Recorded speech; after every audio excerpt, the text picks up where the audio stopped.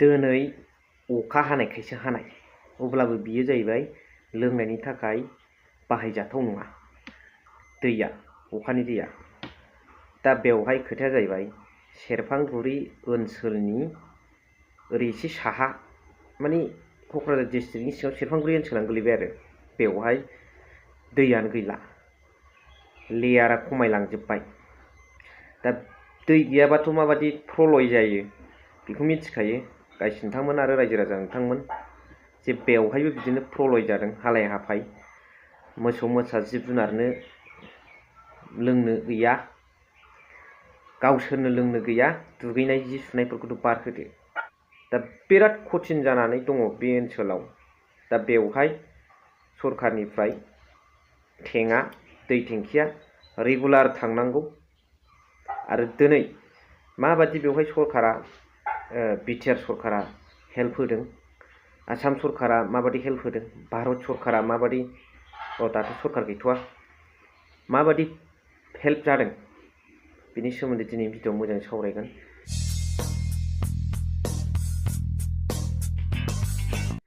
Hello everyone once again welcome back to the channel. दिनैनि गोदान भिडिअ'आव नोंथां बयखौबो गोसो गोथारै बरायदों लोगोसे आसा खालामो इसोरनि अननायाव नोंथां बयबो मोजां दं। बाथ्राया खोब सिरियास। दिनै बे सिरियास दैनि जेंना जों गुबुन जायगाफ्रावसो नुनो हायोमोन बा नुनो मोनोमोन। दा जोंनि बे क'क्राझार ओनसोलावनो सेरफांगुरि एरियायावनो बे सिनारिखौ जोङो আমি দেখিবলৈ পাইছোঁ। পানী নথকাৰ কাৰণে যেনেকুৱা হাল্লা হ'ব এইটো ক'ব গ'লে মানে এইটো কোৱা নাযাওঁ शब्दआनो गैया आंहा बुंनो। दिनै भारत सरकारा बेफोरबादि डाबल इन्जिन फिसाथ' बै समाव दाथ' लकसभाया इलेक्सन जाबाय नालाय जाखांनानै रिजाल्टल'सै सिगाङाव डाबल इन्जिनमोन आसामावबो सेन्ट्रेलावबो बिजेपि आरो बिटिसिआवबो बिटिआरआवबो एलायन्स बेवहाय जल मिशन लानानै मोनफ्रोमबो गामिनि न'खरफ्रोमबो दै जगायनायनि बेबस्था होदोंमोन। नाथाय नैबे जोंनि क'क्राझार जिल्ला सेरफांगुरि ओनसोल बा जोंनि खाथि खाला ओनसोलफ्रावबाबो बे रोखोम बेबस्थाया सौहैनाय जायाखै। बिटिआर गभर्नमेन्टनिफ्राय जे जल मिशनखौ जोबोद मदद होनानै दिनै न' दै खांलायलायनाय बेनिफ्राय वाटार साप्लाइआव माखासे सकेदार दोनलायलायनाय बेफोरखौ गोख्रों नोजोर होनाय बे मोनसे हाबाफारि लादोंमोन। नाथाय फैलार আজিৰ দিনত ক'ব গ'লে সেই গোটাই মিছনবিলাক সময়মতে হোৱা নাই। যদি আমি প্ৰয়োজন হোৱা সময়ত আমি যিটো পাব লগা আছে এইটো যদি নাপালে এইটো ফেইলাर বুলি ক'ব লাগিব। जों बेखौ फैलार होनांगोन। नैबे लकसभा इलेक्शननि उनाव गभर्नमेन्ट दाफिनलायनानै बेखौ रिस्टार्ट खालामफिनलायलायनाय समसिमाव जोंहा हालाय हाफायसिम जाहैबाय। बे दै गहैफिनलाय जाजासिमाव जोंहा सेरफांगुरि ओनसोलनि रायजो राजाफ्रा हालाय हाफाय जाहैजोब्बाय। बे खोथाखौ नोंथांमोना मिडियानि गेजेरजों नुनो मोनखाबाय। आं बेनि भिडिअ क्लिप्सखौ लाबोला ओरैबादि हालाय हाफाय।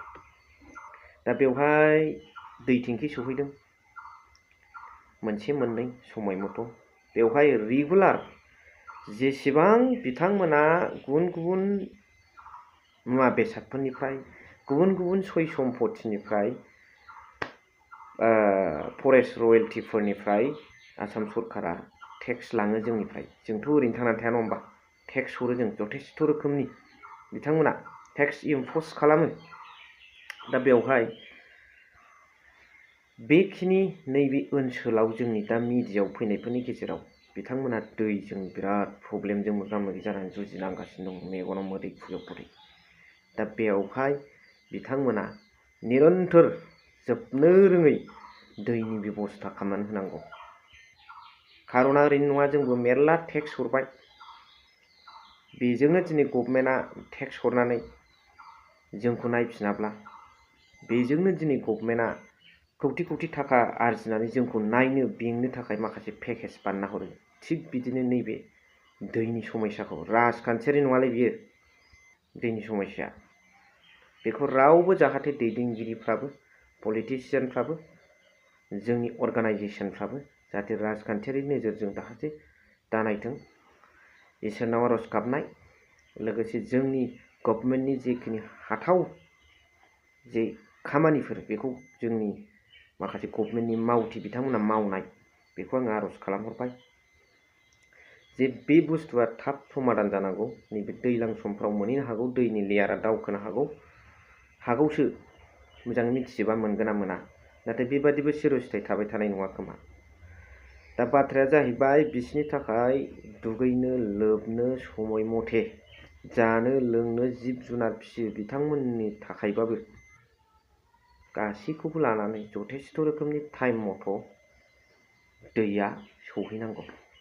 আমার অসমত মুখ্যমন্ত্ৰী হেমন্ত বিশ্ব শৰ্মা ডাঙৰীয়াক এইটো মই অনুৰোধ কৰিছোঁ যে এই क'क्राझार डिस्ट्रिक्टर अन्तर्गत सेरफांगुरि एरियात जे जलद व्यवस्था হোৱা নাই বা জলদ যেইটো মানে প্ৰব্লেম চলি আছে এইটো অতি সোনকালে সমাধান কৰিব লাগে আৰু সমাধান কৰালৈকে এই যে জল গাঁৱৰ গাঁৱত प्रदान करा এই बेबस्थाखौ ল'ব লাগে स्टेप बाय स्टेप।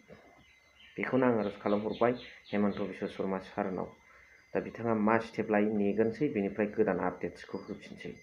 स' दिनैनि भिडिअखौ एसेखिनियाव फोजोबबाय। नोंथांमोना बेनि थाखाय मा स्टेप लानांगौ कमेन्टनि गेजेरजों फोरमायहरबानो जाबाय। स' थेंक इउ भेरि माच फर वाचिं। लाभ इउ।